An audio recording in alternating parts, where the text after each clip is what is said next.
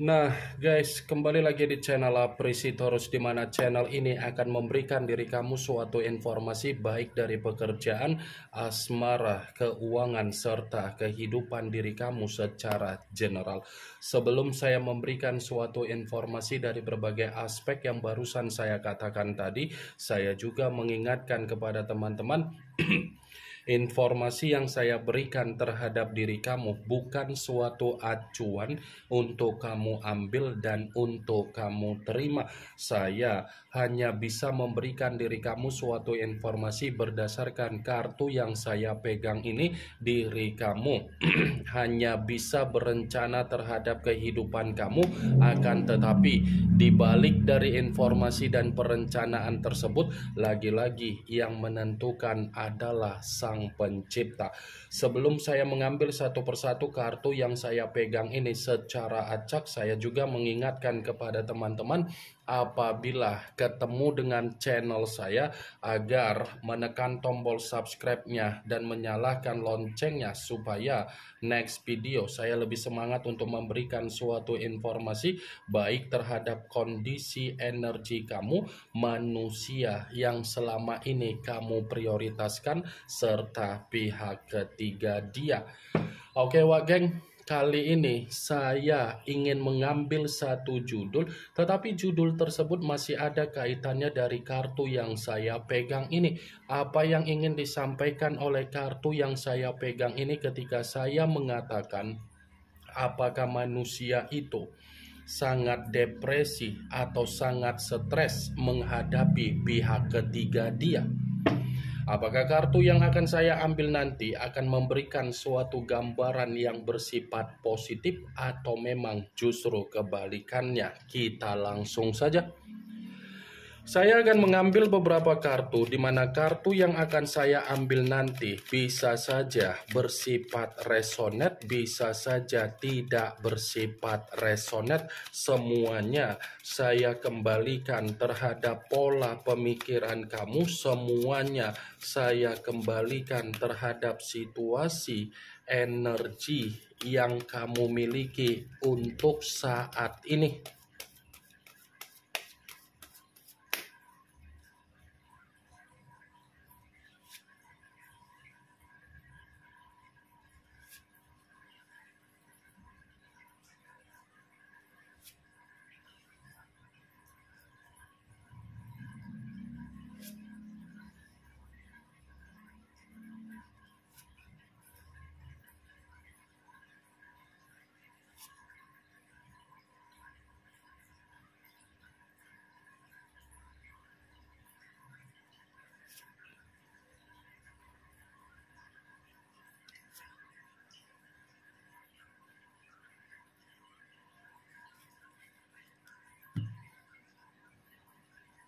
Nah, guys, di depan saya ini sudah ada beberapa kartu yang sudah saya ambil secara acak satu persatu dari tumpukan kartu yang saya pegang tadi.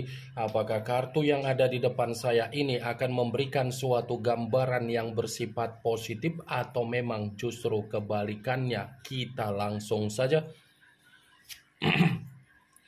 Muncul kartu ini.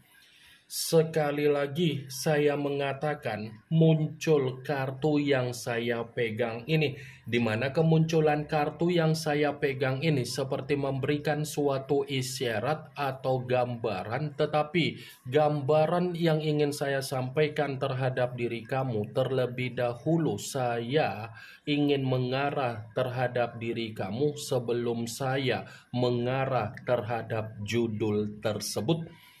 Kenapa lagi-lagi saya ingin mengarah terhadap diri kamu? Kalau saya katakan kembali, siapa orang yang dipertemukan terhadap diri kamu secara komitmen? Sepertinya orang yang terlalu pintar untuk memanipulatif diri kamu. Orang yang terlalu pintar untuk mengendalikan diri kamu. Orang yang terlalu pintar untuk menguasai diri kamu. Orang yang terlalu pintar untuk meyakinkan diri kamu. Dan orang yang terlalu sibuk dengan apa yang menjadi dunianya sendiri. Kartu pertama yang saya pegang ini Ini adalah kartu yang berbicara secara unsur api yang berlambangkan 3 zodiak, Aries, Leo, dan Sagittarius. Kalau seandainya saya mencoba untuk mengesampingkan ketiga zodiak yang barusan saya katakan tadi, ada sesuatu hal yang ingin saya pertanyakan terhadap diri kamu, tetapi ini masih ada kaitannya secara komitmen kamu. Ketika kamu mencoba untuk memaafkan manusia itu dari kesalahan dia, apakah kesalahan yang kamu maafkan membuat diri kamu ada ketenangan, atau mungkin membuat diri kamu menerima apa yang menjadi ketakutan kamu? Saya hanya sekedar ingin mempertanyakan saja, karena dari apa yang menjadi pertanyaan saya tadi, yang bisa memberikan suatu jawaban adalah diri kamu, karena kamu yang lebih memahami. Sekalipun saya mencoba untuk memberikan suatu jawaban dari apa yang menjadi pertanyaan saya tadi, kemungkinan besar jawaban yang akan saya katakan bisa tersinkron dan bisa tidak tersinkron. Sepertinya memang manusia itu tidak mampu untuk membimbing diri kamu, tidak mampu untuk memberikan apa yang menjadi solusi ketika kamu ada masalah, tidak mampu untuk mencoba membuat diri kamu ada ketenangan. Ini kartu secara tidak langsung mencerminkan manusia itu terlalu egois. Egois manusia itu terhadap diri kamu. Dia tidak peduli apapun situasi yang kamu rasakan, apapun permasalahan yang kamu terima, mau bagaimana keadaan keuangan kamu, mau bagaimana situasi mental dan batin kamu, mau bagaimana situasi apa yang kamu rasakan, dia tidak peduli saking egoisnya, tetapi dia peduli terhadap dirinya sendiri. Sekalipun kamu mengatakan bahwasannya komitmen kamu itu sudah mengarah terhadap situasi pernikahan yang bersifat sakral, belum tentu kesakralan yang ada di dalam pernikahan kamu menjamin manusia itu menjaga hal tersebut. Belum tentu. Kalau memang manusia itu menjaga apa yang menjadi kesakralan di dalam pernikahan kamu, lantas saat ini siapa yang ada di samping kamu? Bayangan kamu atau keberadaan dia? Saya berbicara seperti apa yang saya katakan tadi, bukan berarti itu mengarah terhadap pernikahan saja. Bisa ada kaitannya secara pacaran ataupun LDR ataupun HTS. The Emperor. Kalaupun kartu yang saya pegang ini saya kaitkan dengan apa yang menjadi judul tersebut, saya membenarkan kartu ini. Membenarkan dalam arti apa? Bukan hanya berbicara secara kedepresian ataupun kesetresan.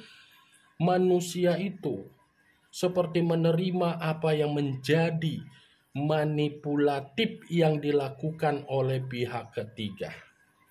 Dibilang sadar manusia itu dimanipulatif, iya. Tetapi kesadaran yang dia dapatkan ketika dia menerima kemanipulatifan dari pihak ketiga, bukan berarti manusia itu gampang untuk meninggalkan kehadiran pihak ketiga. Sulit.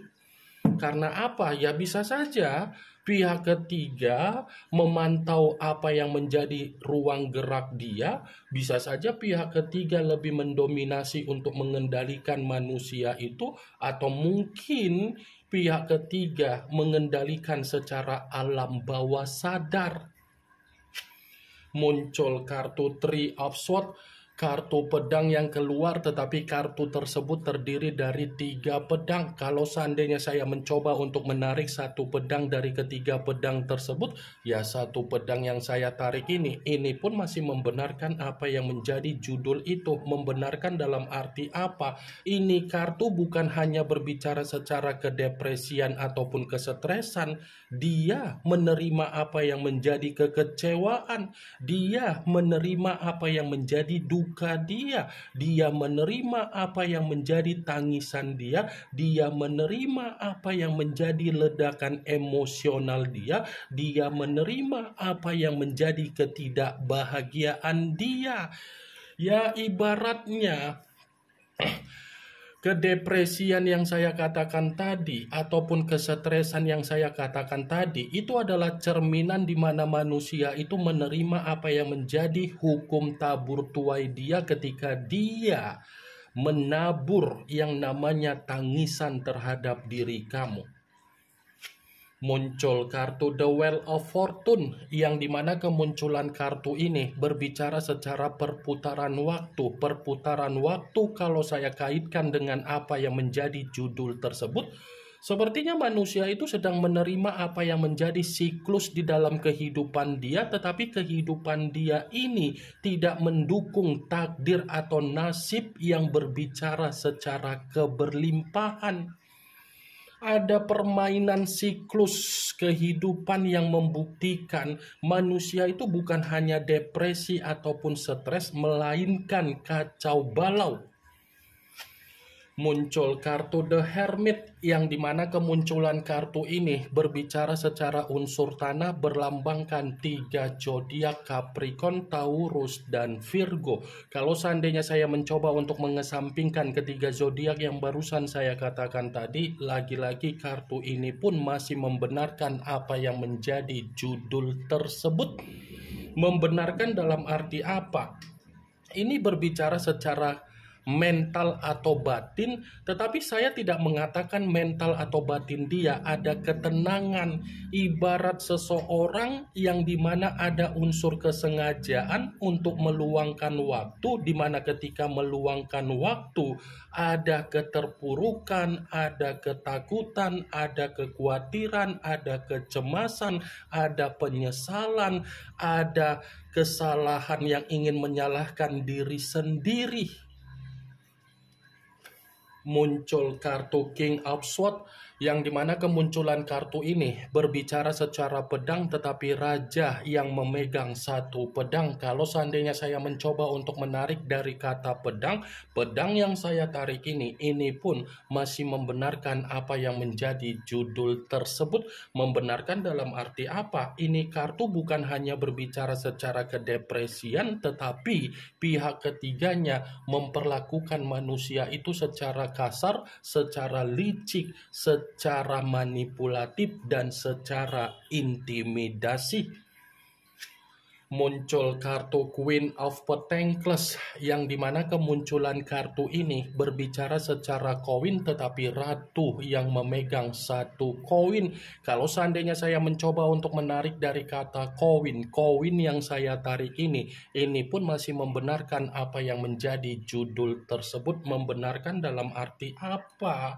Secara keuangan dia hanya dianggap secara donatur, secara keuangan dia hanya dianggap sebagai jembatan, secara keuangan manusia itu sudah diperas, secara keuangan manusia itu sudah kehilangan kestabilan, dan kemungkinan besar secara penampilan pun sudah di luar dari dugaan. Muncul kartu Nine of Cups yang dimana kemunculan kartu ini berbicara secara cawan, tetapi cawan tersebut terdiri dari 9 cawan. Kalau seandainya saya mencoba untuk menarik satu cawan dari ke-9 cawan tersebut, ya satu cawan yang saya tarik ini seperti mengatakan kesengsaraan yang sudah dia alami. Sengsara dalam arti apa? Kehidupan dia tidak sesuai dengan pencapaian dia. Yang dulunya manusia itu memiliki imajinasi bahwasannya kehidupan dia akan mendapatkan apa yang menjadi pencapaian dia ketika kehadiran pihak ketiga di dalam kehidupan, realita bertolak belakang. Muncul kartu Five of Swords. kartu pedang yang keluar, tetapi kartu tersebut terdiri dari 5 pedang. Kalau seandainya saya mencoba untuk menarik satu pedang dari kelima pedang tersebut, satu pedang yang saya tarik ini pun masih membenarkan apa yang menjadi judul tersebut. Membenarkan dalam arti apa? Ya, kemungkinan besar manusia itu bukan hanya menerima apa yang menjadi kedepresian dia, tetapi kehidupan sosial dia menjadi konflik ataupun permasalahan di dalam pemikiran dia, karena kehidupan sosial dia ini sudah mengucilkan dia, sudah mengabaikan dia ataupun tidak menghargai dia. Ini yang ingin saya sampaikan terhadap diri kamu dari berbagai kartu yang saya pegang ini. Yang positif ambil, yang negatif buang. Sekian dulu informasinya. Salam kartu tarot, salam zodiak.